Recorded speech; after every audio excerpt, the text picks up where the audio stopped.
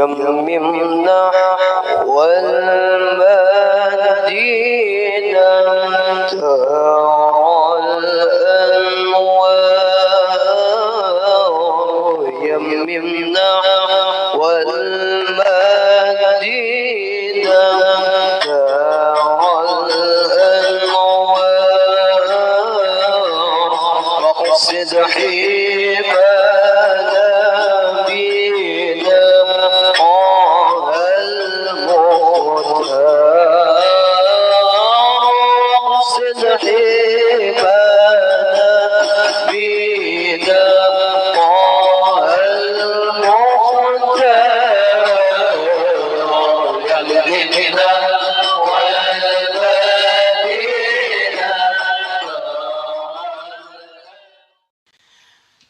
Ahmadu man istafa min ibadihi man sya'a bil wilayah wa khassasahu li hamli asrarihi wa jadzabahu minhu ilaihi bisabiqil inayah wa ashkuruhu an manna alaina bil iman bima ja'at bihil anbiya wal awliya min asrarihir rabbaniyah wa waffaqana li mutaba'ati sunnatihimul bahiyatis saniyah wa usalli wa usallimu ala man sajada lahul malaku wa huwa fi dhahri abihi suri wa ala alihi wa sahbihi wa tabi'ina lahum fi sabilin nuri amma ba'du. Yang mulia para alim ulama, para guru-guru agama, khususnya guru Kiai Haji Muhammad Syarbani dan guru Kiai Haji Ahmad Bukhari dan para guru-guru yang lain yang dimuliakan oleh Allah Subhanahu wa taala. Para tokoh masyarakat, pembakal RT RW, lurah, camat, bupati di rumah mereka masing-masing. Para hadirin kaum muslimin dan kaum muslimat, jamaah majlis peringatan Haul Manaqib Maulana Asy-Syaikh Muhammad bin Abdul Karim As-Samman Al-Madani radhiyallahu anhu arda, khususnya kepada qari kita Al-Ustadz Muhammad Rifqan, kemudian kepada para pilot kita, penerbang yang menapak terbang, mudah-mudahan diberkahi oleh Allah Subhanahu wa taala, amin ya rabbal alamin. Assalamualaikum warahmatullahi wabarakatuh. Kita berkumpul pada siang hari ini dalam rangka mengagungkan syiar Allah Subhanahu wa taala. Dzalika wa may yu'azzim sya'airallah fa innaha min taqwal qulub.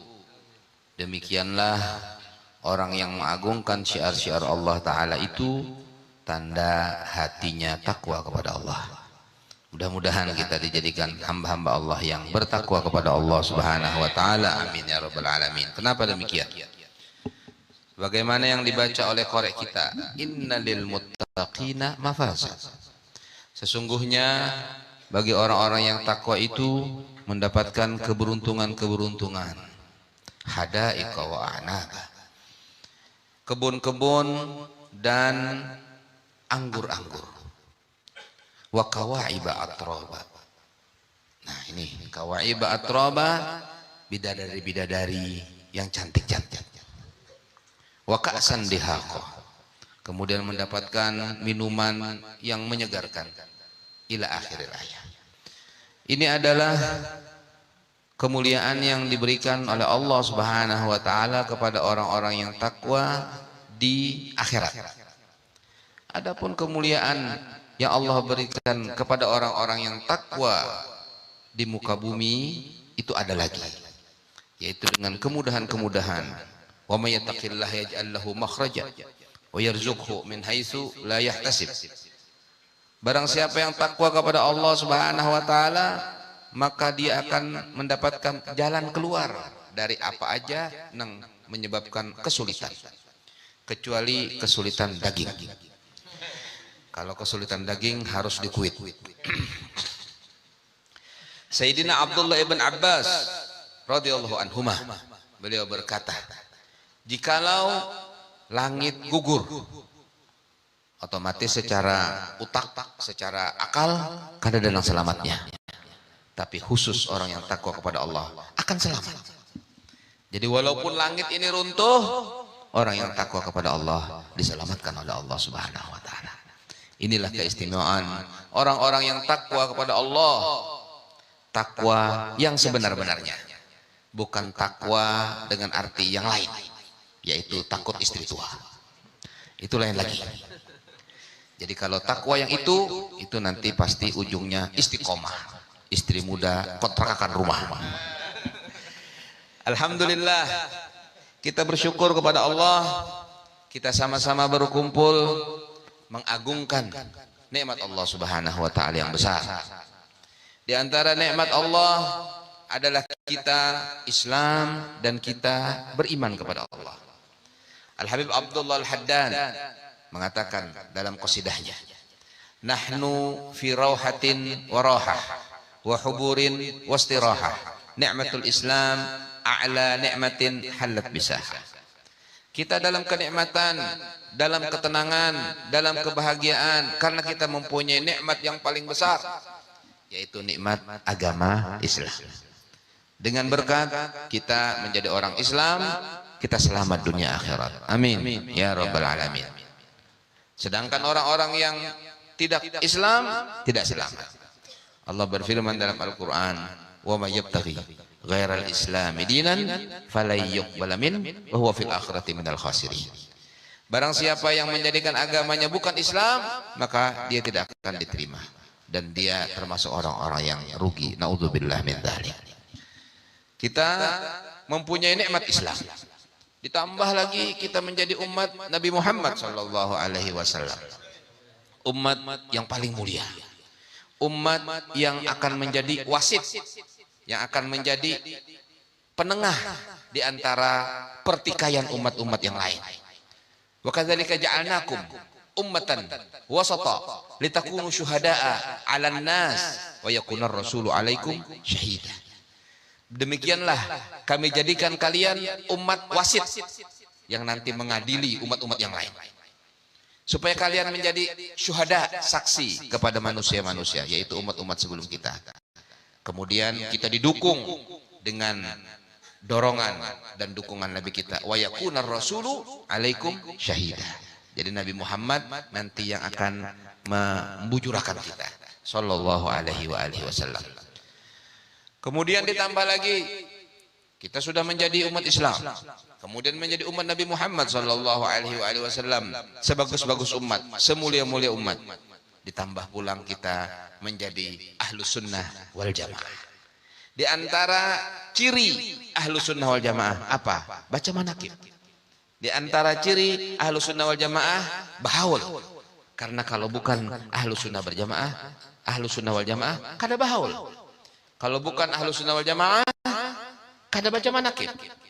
Kalau bukan ahlus sunnah wal jamaah, kada baca tahlil. Kalau bukan ahlus sunnah wal jamaah, kada batalkin.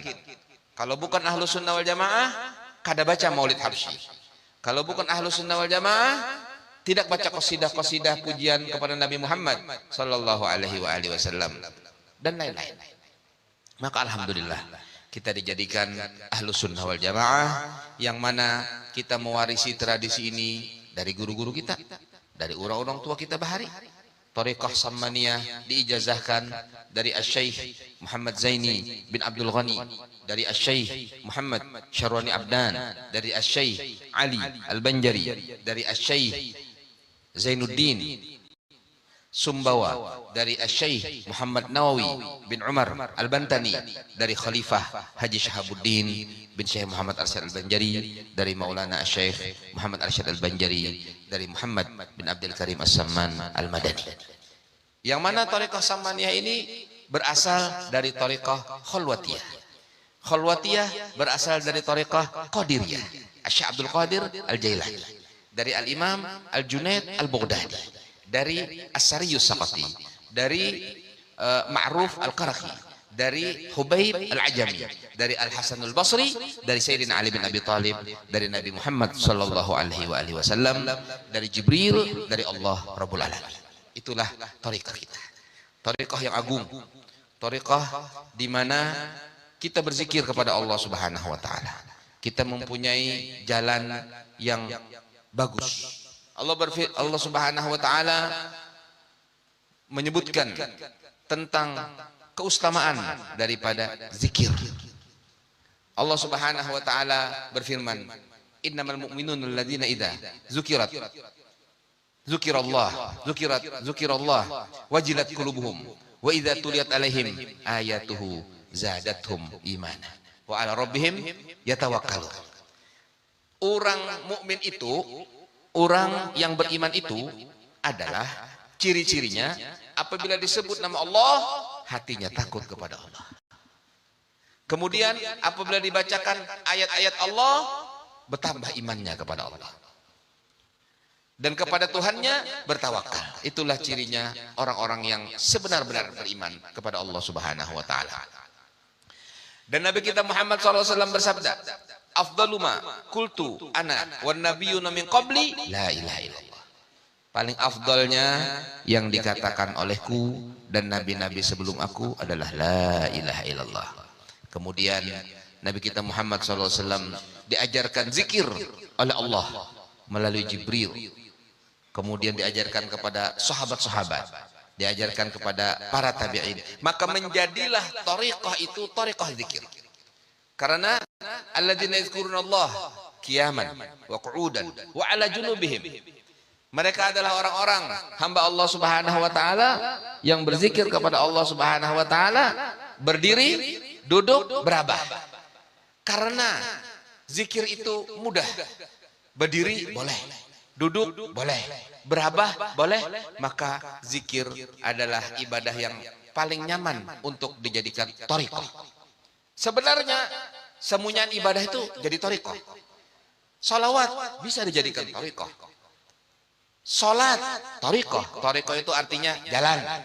Jalan menuju Allah Subhanahu wa taala. Puasa bisa jadi thariqah, tapi tidak ada yang mengijazahkan thariqah puasa.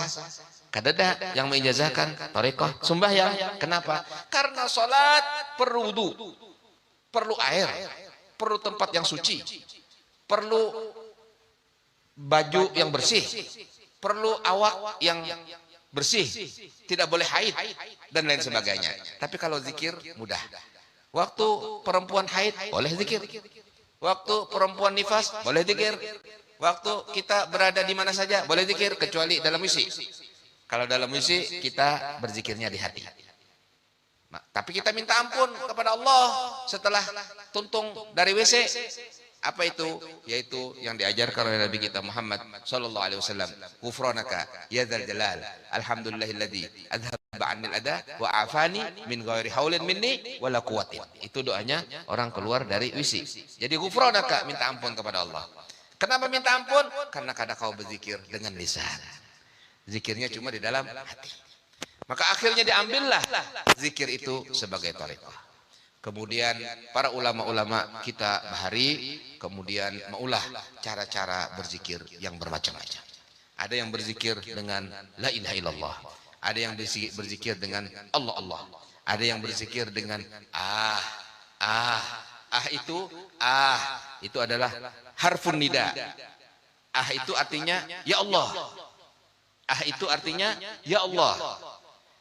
Kalau kita belajar nahwu, kita akan mengetahui bahwasanya di antara hurufun nida, huruf untuk memanggil dalam nahwu adalah hamzah. Jadi kalau ya Muhammad, kita boleh ganti dengan Muhammad. Itu dalam ilmu nahwu. Kemudian ada istilah dalam ilmu nahwu yang disebut dengan munada murakham. Munada murakham itu artinya dipotong sebahagian nama. Jadi misalnya namanya Salim dipanggil Lim. Jika bahasa kita itu. Misalnya ngarannya siapa? Sulaiman, Sulai. Itu munada murakham. Dalam bahasa Arab juga ada seperti itu. Jadi asalnya Sulaiman jadi Sulaiman. Asalnya sahibi menjadi sahih.